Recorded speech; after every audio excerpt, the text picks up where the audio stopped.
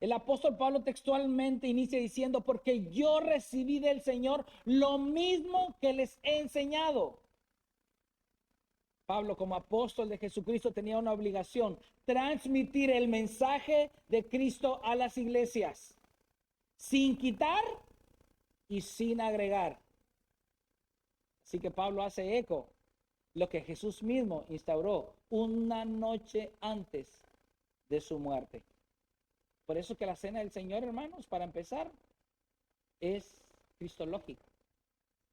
Y al ser cristológica, por ende, no es antropocéntrica. Pastor, hábleme en español. Bueno, no está centrada en el hombre, pues. No está centrada en tus gustos. No está centrada en que a nosotros nos parece mejor de esta manera. Es que a mí me gusta de esta otra forma. Está centrada a la manera, a la forma, al modo en que Cristo la estableció. Wow. Pablo no modificó los elementos de la cena. Nosotros como iglesia tampoco tenemos la autoridad para hacerlo. Entonces, ¿qué elementos de la cena bendijo el Señor? El pan y el vino, ¿verdad? En cierta ocasión le dijeron al pastor Archie Sproul: pastor, ¿cuál es el alboroto sobre la cena del Señor? ¿Por qué no participamos de la cena del Señor con Coca-Cola y sándwich? Y dice el pastor Archie Sproul: no sé, pero es una de las pocas veces en que yo perdí los estribos. Le dice, ¿sabe por qué nosotros no celebramos la cena del Señor con Coca-Cola y sándwich? Porque Jesucristo nunca bendijo la Coca-Cola y el sándwich. Él bendijo el pan y el vino. Entonces, ¿a quién vamos a obedecer? ¿A los hombres o a Cristo? Así que esta es mi introducción del primer punto.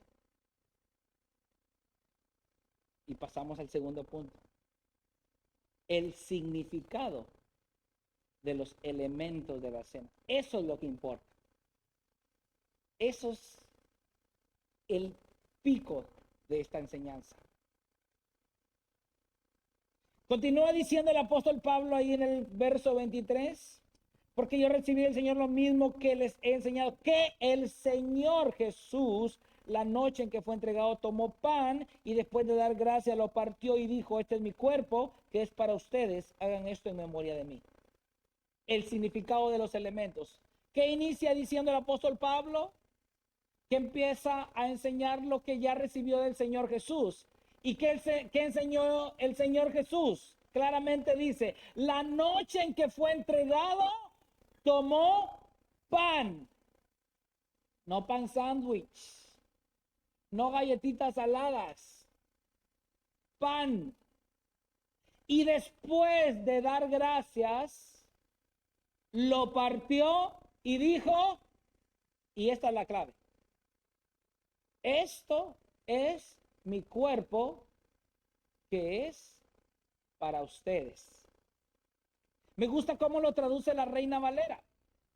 La Reina Valera 1960 dice, tomó pan y habiendo dado gracias lo partió y dijo, tomad, comed, esto es mi cuerpo que por vosotros es partido. Y esta es la palabra clave en este pasaje. El verbo que usó Pablo ahí o el Señor Jesucristo es clao, que es partir o hacer pedazos. Y esto encaja perfectamente con Isaías 53:5. ¿Qué dice Isaías 53:5? Pero él fue herido por nuestras transgresiones, molido por nuestras iniquidades. La palabra hebrea molido es daká, que es desmenuzar o ser destrozado. Entonces, ¿qué está enseñando el Señor Jesús ahí? Este pan es mi cuerpo que por ustedes, para que ya va tomando como que mejor forma, ¿verdad? Así que cuando Jesús dijo a sus discípulos, esto es mi cuerpo que por ustedes es partido, a lo mejor ellos no entendieron. Así como que el pan ya está rico, no sin levadura, etcétera. Pero hoy, gracias a la revelación divina que tenemos de su palabra, lo que Jesús les dijo ahí es: tomen y coman. Esto es mi cuerpo que por ustedes simbólicamente hoy es destrozado, triturado, molido. Los discípulos tenían velado su entendimiento en ese momento. De lo contrario, todos se hubieran puesto a llorar amargamente. Por eso es que hoy mucha gente no comprende la cena del Señor y no llora amargamente, porque a veces estamos como los discípulos. No entendemos por qué participamos de la cena. Yo decido hoy sí, mañana no, pasado tal vez. No, es que los discípulos estaban así, cegados. Todos hubieran llorado. Todos hubieran caído rendidos a los pies del maestro en el momento que él les dijo, este pan, en la forma en que lo empezó a partir, era la evidencia en que el Salvador del mundo iba a ser triturado por la salvación de muchos. Cuando nosotros no tenemos una comprensión clara de las dimensiones que significa el pan como cuerpo de Cristo, nos sucede lo mismo que los apóstoles.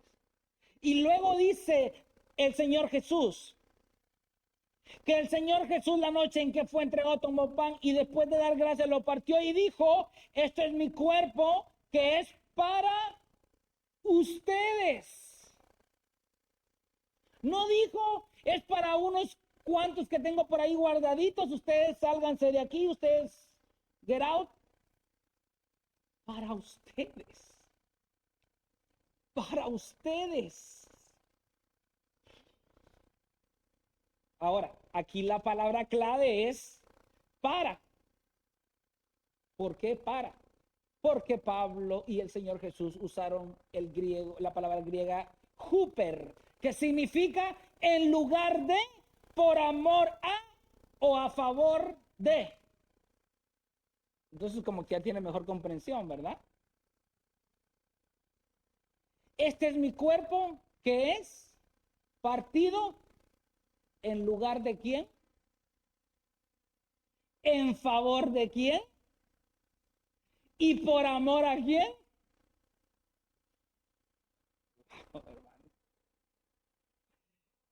Dice Romanos 5, 18 al 19. Así pues, tal como por la transgresión resultó la condenación de todos los hombres, así también por un acto de justicia resultó la justificación de vida para todos los hombres. Porque así como por la desobediencia de un hombre, los muchos fueron constituidos pecadores, así también por la obediencia de uno, los muchos serán constituidos justos. La doctrina de la justificación. Jesucristo tomando el lugar que a ti te pertenecía. Al que debían partir en pedazos era a ti. ¿Y a quién lo partieron en pedazos? En ese momento los discípulos no entendieron. Yo estoy seguro que en ese momento los discípulos no entendieron.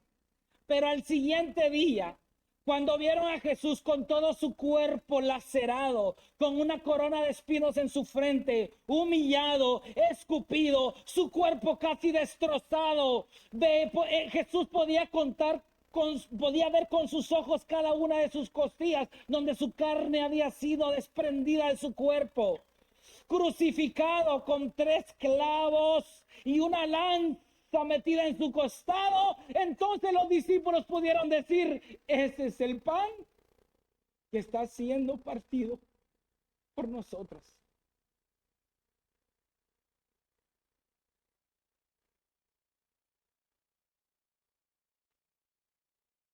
¿No te conmueve eso?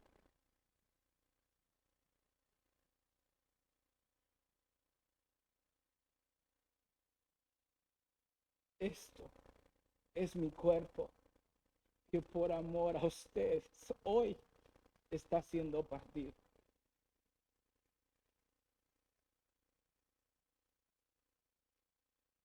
El pan representa el cuerpo de Cristo, ¿verdad?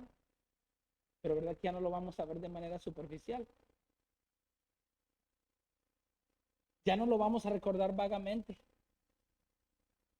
Ahora lo vamos a recordar como los discípulos recordaban cada vez que se reunían en la mesa.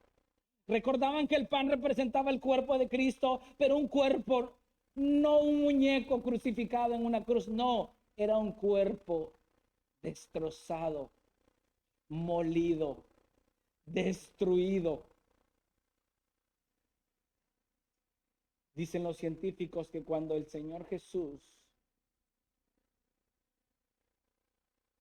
murió,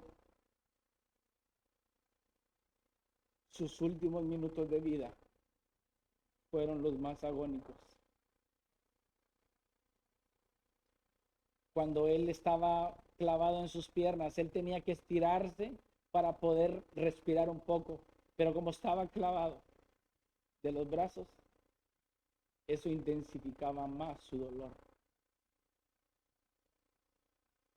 Ese es el pan que por usted, a favor de usted y por amor a usted, fue partido.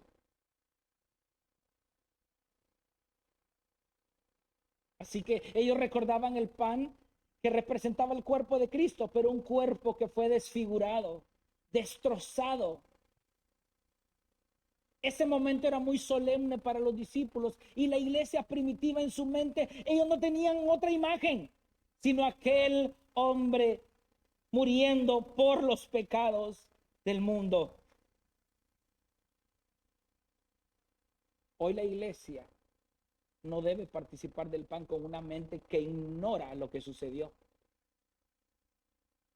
Usted tiene que participar del pan recordando ese momento único en la historia de la redención del mundo, con su Salvador muriendo segundo a segundo por darles una salvación por gracia que usted no merecía.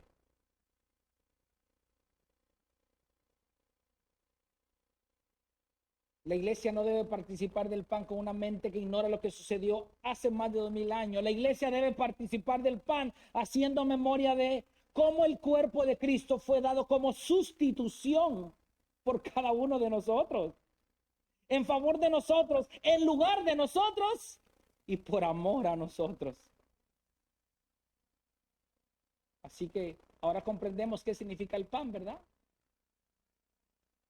Tú debías estar ahí.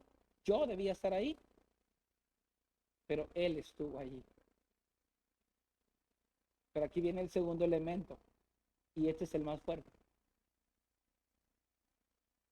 La copa, el vino. Verso 25 dice, continúa el apóstol Pablo, de la misma manera tomó también la copa después de haber cenado diciendo, esta copa es el nuevo pacto en mi sangre. Hagan esto cuantas veces la beban en memoria de mí.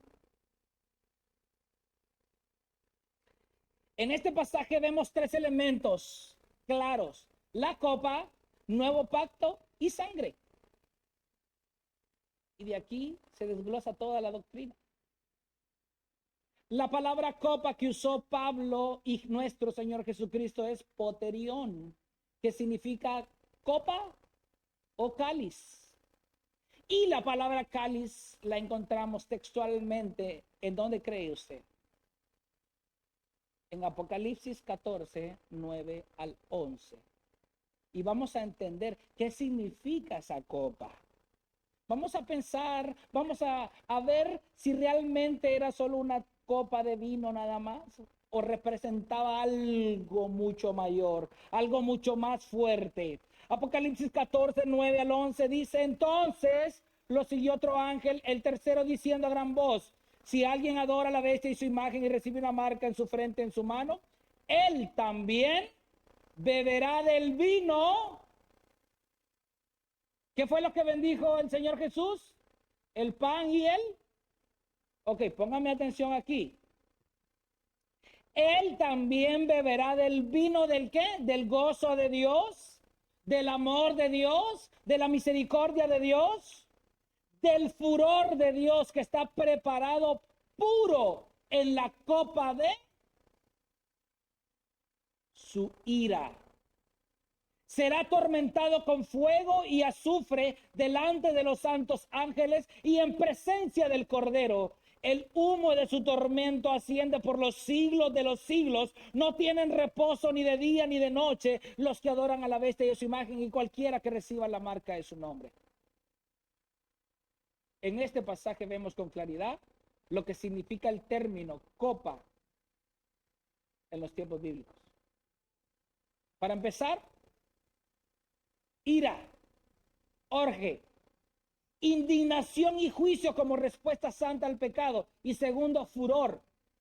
Expresa la ejecución visible de esa ira santa de Dios. Por eso dice, beberá del vino del furor de Dios que está preparado puro en la copa de su ira.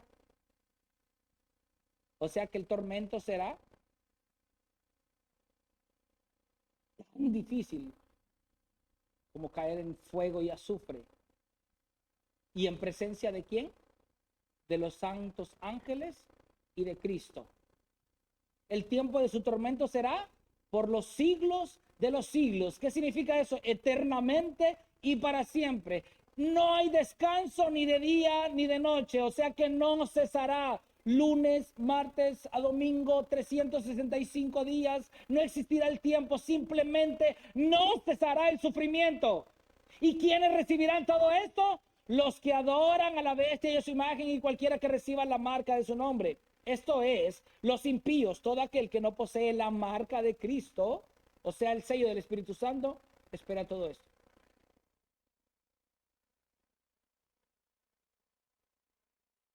De manera que la copa representa todo el furor de la ira santa de Dios que recibirán aquellos que continúan pecando deliberadamente sin arrepentirse. Por consiguiente, se constituyen enemigos de Dios, tal como lo menciona el libro de Hebreos 10, 26 al 27. Porque si continuamos pecando deliberadamente después de haber recibido el conocimiento de la verdad, ya no queda sacrificio alguno por los pecados, sino cierta horrenda expectación de juicio y la furia de un fuego que ha de consumir a los adversarios.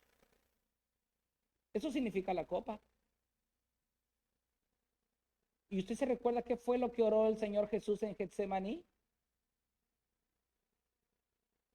Lucas 22, 41 al 42.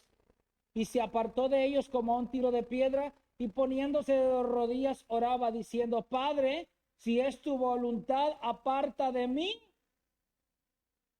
pero que no se haga mi voluntad. ¿Qué era lo que iba a caer sobre el Hijo Jesucristo? Lo que acabamos de ver ahorita en Apocalipsis.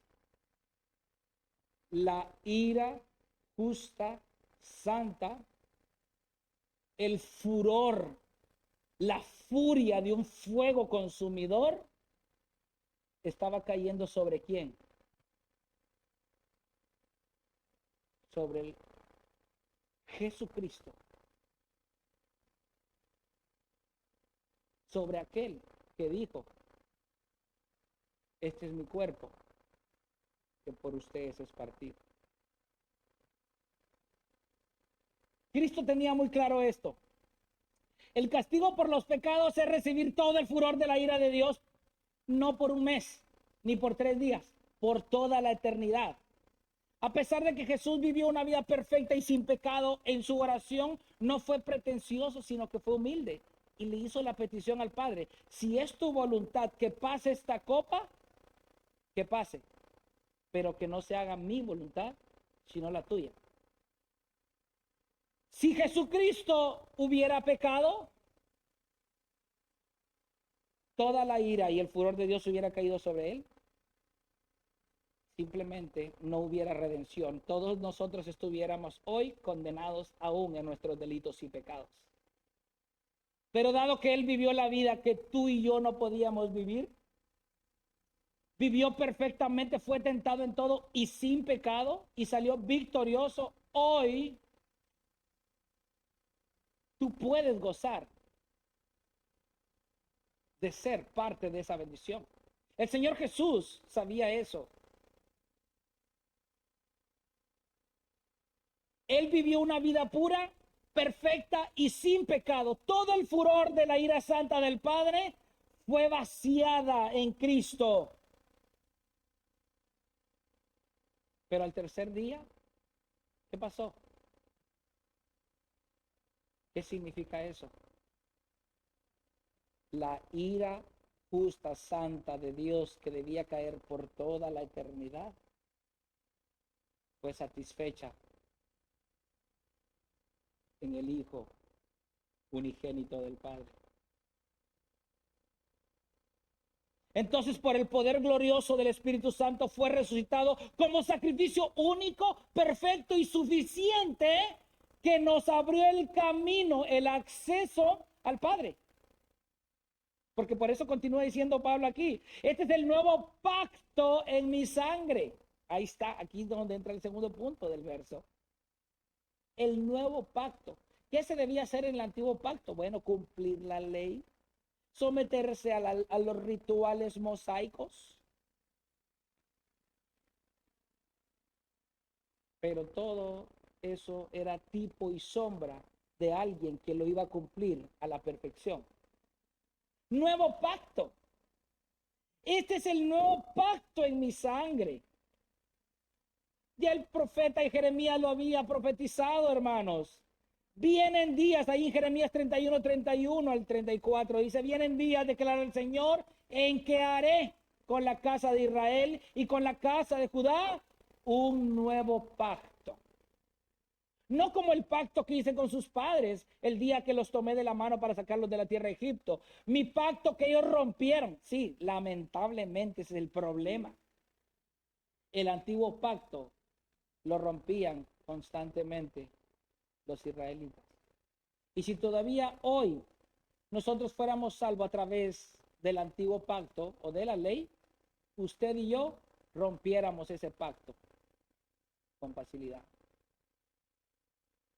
No como el que hice con sus padres, que los tomé de la mano para sacarlos de la tierra de Egipto, mi pacto que ellos rompieron, aunque fui un esposo para ellos, declara el Señor. Porque este es el pacto que haré con la casa de Israel después de aquellos días, declara el Señor. Pondré mi ley dentro de ellos y sobre sus corazones las escribiré. Entonces yo seré su Dios, ellos serán mi pueblo. No tendrán que enseñar más cada uno a su prójimo y cada cual a su hermano, diciendo, conoce al Señor, porque todos me conocerán, desde el más pequeño de ellos hasta el más grande, declara el Señor. Pues perdonaré su maldad y no recordaré más su pecado. En el antiguo pacto, año tras año debían estar sacrificando corderos, porque el pecado estaba presente delante de él. Como dice el Señor ahí mismo en Jeremías, aunque te laves con cloro, con lejía, con jabón, la mancha de tu pecado siempre está delante de mí. Esto es en la ley. Pero en el nuevo pacto, ¿qué dice? Perdonaré su maldad y no recordaré más su pecado. Esta promesa se hizo efectiva en el momento de la muerte y resurrección de Cristo. Dice Hebreos 8:6, pero ahora Jesús, habiendo obtenido un ministerio tanto mejor por cuanto Él es también el mediador de un mejor pacto, establecido sobre mejores promesas. Lamentablemente, la sangre del antiguo pacto era expiatoria, pero no de manera permanente. Quitaba la culpa ceremonial, restauraba la relación externa con Dios dentro del pacto, permitía que el pueblo permaneciera en comunión con Dios. Sin embargo, había un problema con la ley. No transformaba el corazón ni quitaba el pecado de manera definitiva. Y lo dice Hebreos 10:4. Porque es imposible que la sangre de toros y machos cabríos quite los pecados. Es absurdo volver a la ley. Pero miren lo que dice Hebreos 9:11 al 14. Pero cuando Cristo apareció como sumo sacerdote de los bienes futuros, a través de un mayor y más perfecto tabernáculo, no hecho con manos, es decir, no de esta creación, entró al lugar santísimo una vez para siempre, no por medio de la sangre de machos cabrillos y de becerros, sino por medio de su propia sangre, obteniendo redención temporal. Redención para un mes. Redención para 60 días. Obteniendo redención eterna.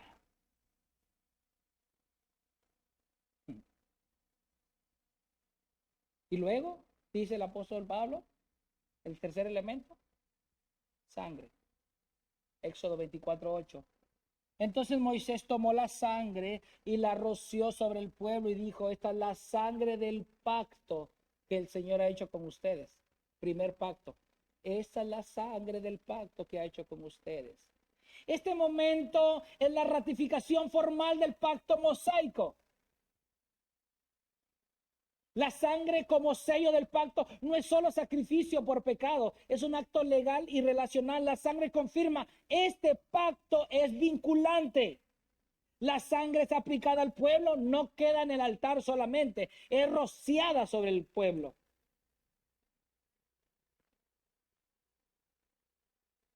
El problema con este pacto es que este pacto está ligado a la obediencia a la ley. Porque un verso antes de Éxodo 24:8, ¿qué le dice el pueblo a Moisés? Haremos todo lo que el Señor ha dicho. ¿Hicieron todo lo que el Señor dijo? No. Por eso el Señor Jesús claramente, cuando instituyó la cena del Señor, en Mateo 26:28, deja claro que el antiguo pacto era inservible, estaba por desaparecer y se inauguraba una nueva era. Dice Mateo 26:28, porque esto es mi sangre del nuevo pacto. Ya no dijo la sangre como dijo Moisés, ¿verdad? No, esto es mi sangre del nuevo pacto que es derramada. La del antiguo pacto, ¿cómo era? Rociada, ¿verdad? La del nuevo pacto, ¿cómo es? Derramada por muchos para el perdón de los pecados. Aquí Jesús explícitamente está diciendo, yo soy el cumplimiento de Éxodo 24:8. Hoy la iglesia puede experimentar verdadero gozo porque gracias al cuerpo y la sangre de Cristo ofrecidas como sacrificio perfecto una sola vez y para siempre, podemos disfrutar de una cercanía genuina con Dios de manera segura y constante sin tener la necesidad de que año tras año se tengan que ofrecer animales para expiar los pecados, que nunca purificaron los corazones y nunca cambiaron el corazón de las personas. Y que eso representa el pan y eso representa la copa. La ira de Dios, el cuerpo de Cristo recibiendo la ira de Dios en lugar tuyo, estableciendo para sí un nuevo pacto donde ya el hombre tiene un nuevo corazón que se le ha sido otorgado, recibido por gracia. Y a esos hombres que tienen un nuevo corazón, que comprenden que Cristo tomó su lugar y que la ira de Dios cayó sobre él en sustitución suya, el Señor les deja un mandato. Y aquí pasamos al tercer punto, el mandato de Cristo. Tanto en el punto del pan como de la copa, el apóstol Pablo dice que el Señor Jesús dijo, hagan esto en memoria de mí. Y respecto al vino, hagan esto cuantas veces la beban en memoria de mí. La palabra hagan o el verbo hacer utilizó la palabra griega poeio, que significa hacer, realizar, llevar a cabo o celebrar. Pero está en presente activo, imperativo. ¿Qué significa eso? Es una orden. No es cuando te sientas bien. La cena del Señor no la tienes que celebrar porque hoy sí, porque mañana no. El capitán, el general de los escuadrones de Israel, dice solemnemente, hagan esto en memoria de mí.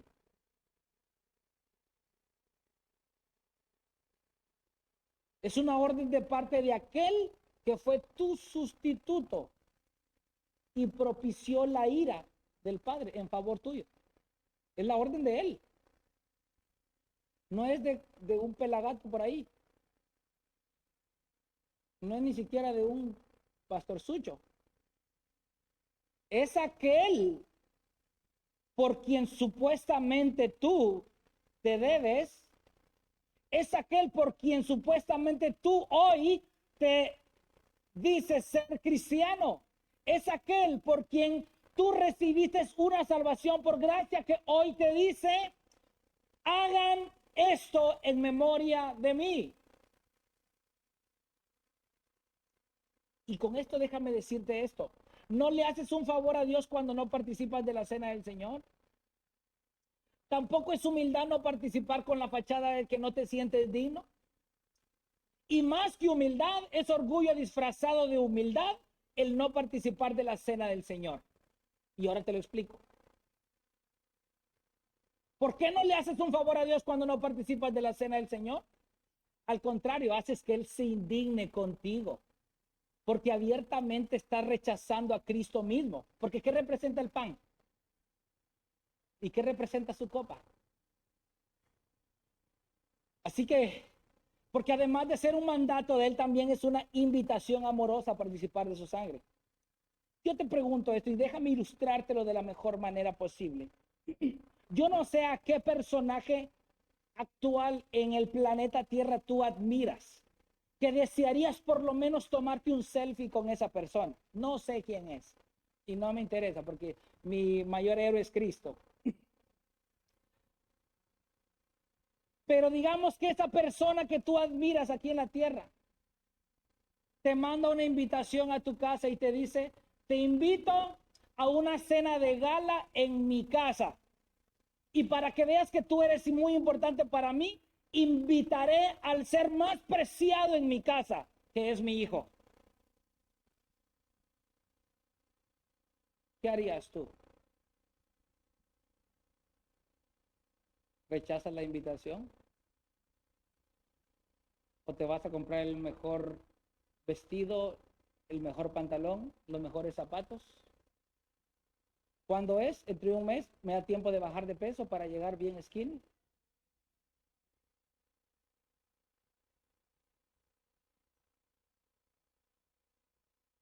Pero ¿qué pasa si ignoras esa invitación?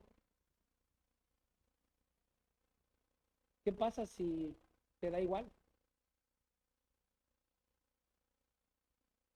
¿Y qué pasa si él se da cuenta que a ti te es indiferente? Como pueda que jipa que no. ¿Cómo crees que tomará él eso? ¿Cómo tomará él eso? Te dijo que te invitó y que para demostrarte que es una fiesta de mucha importancia para él, invitó a su hijo también.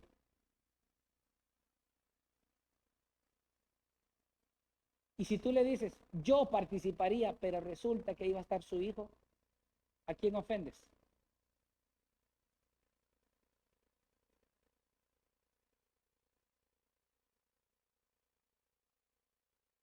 ¿Te das cuenta? Rechazar la cena del Señor no es cualquier cosa. Segundo, tampoco es humildad no participar con la fachada de que no te sientes digno. Yo te digo, ¿tú quieres saber quién es digno en esta iglesia de participar en la cena del Señor? Nadie. ¿Sabes quién es el único digno de participar de la cena del Señor? Cristo. Y por eso Él, Él, Él y únicamente Él es el digno y el único que tiene la autoridad y el poder de extenderte una invitación.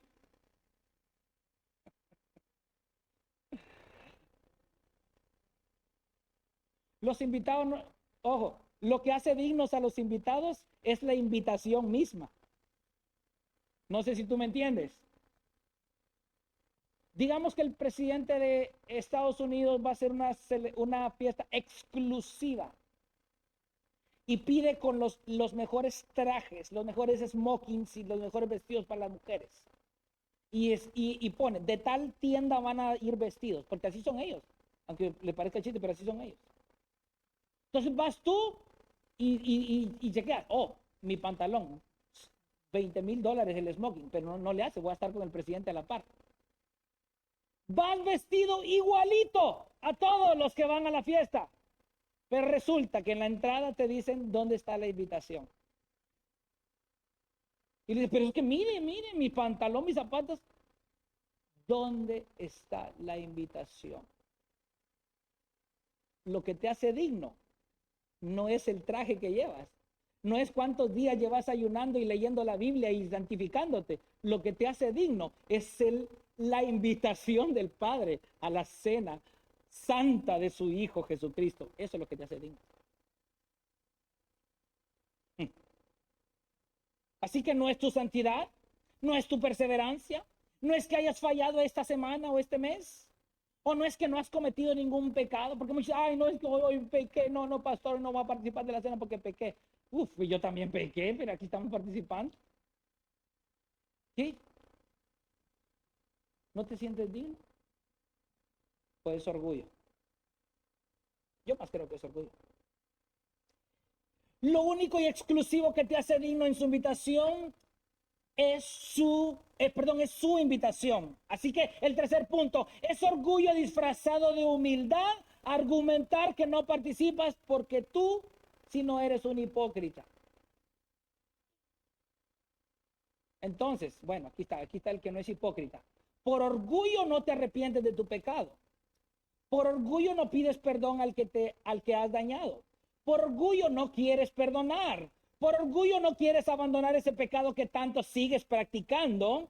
Por orgullo no te quieres acercar a Dios y pedirle perdón y suplicarle que te limpie de todos tus pecados. Por orgullo prefieres seguir deleitándote en los deseos carnales y luego para aplacar tu conciencia dices, todos esos son hipócritas porque participan de la cena hipócritamente.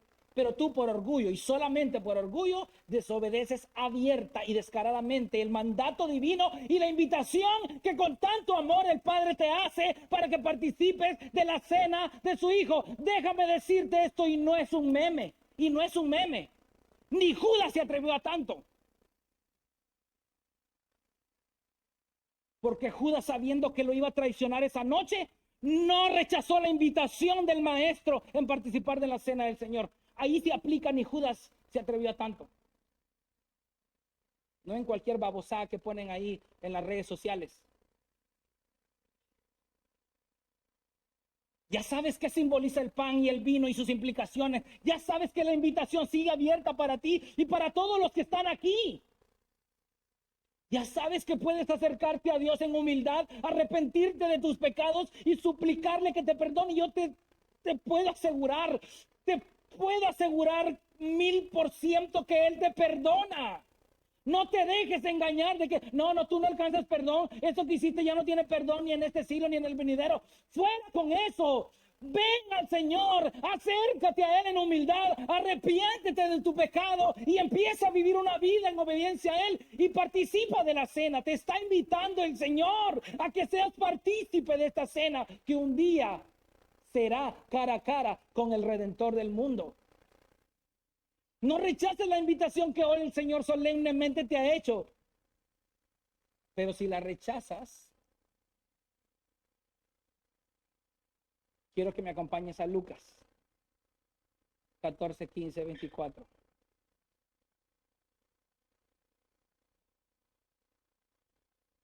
Cuando uno de los que estaban sentados con él a la mesa oyó esto, le dijo, bienaventurado todo el que coma pan en el reino de Dios.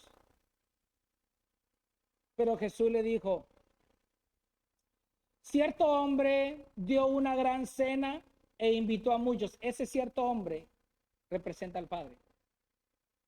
A la hora de la cena envió a su siervo a decir a los que habían sido invitados, vengan, porque ya todo está preparado.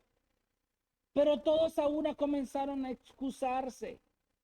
El primero le dijo, he comprado un terreno y necesito ir a verlo, te ruego que me excuses. Otro dijo, he comprado 5 yuntas de bueyes y voy a probarlos, te ruego que me excuses. También otro dijo, me he casado y por eso no puedo ir. Cuando el siervo regresó e informó todo esto a su señor, entonces, ¿qué pasó con el señor? ¿Se puso contento?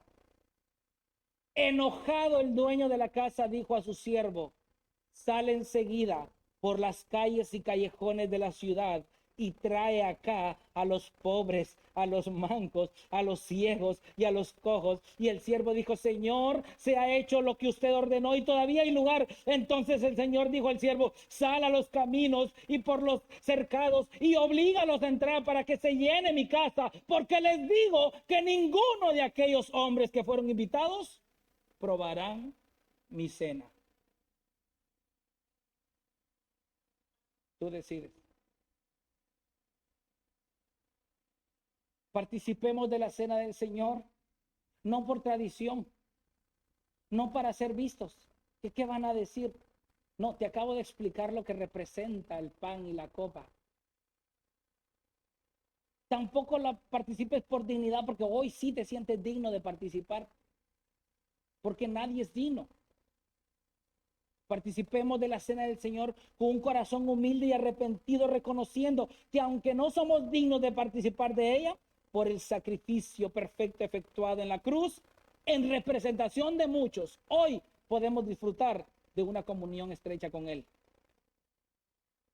El cuerpo de Cristo fue destrozado en lugar de, a favor de y por amor de nosotros. Participa del pan. La copa que Cristo bebió, la bebió por ti y por mí, en lugar de, en favor de y por amor de nosotros. No la desprecies. Y su mandato es, hoy, hagan esto en memoria de mí. Oramos. Padre, yo te agradezco, Señor, por la bendición que tú nos has regalado el día de hoy.